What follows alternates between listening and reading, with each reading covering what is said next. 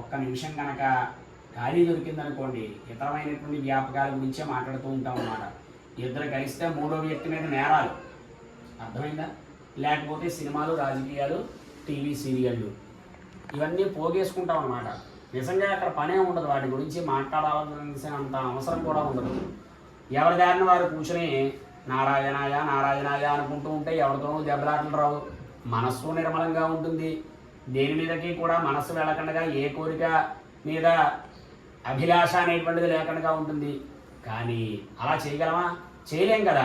అందుకని చెప్పేసి మళ్ళా నారద మహర్షి వారు, నాయన మానవుల యొక్క మనస్సంతా కూడా కోతి లాంటిది కదయ్యా, మరి కోతిని కట్టాలంటే ఏం చేయాలి? ఎవడో ఒకడు ఉండాలి, కోతిని కట్టాలి.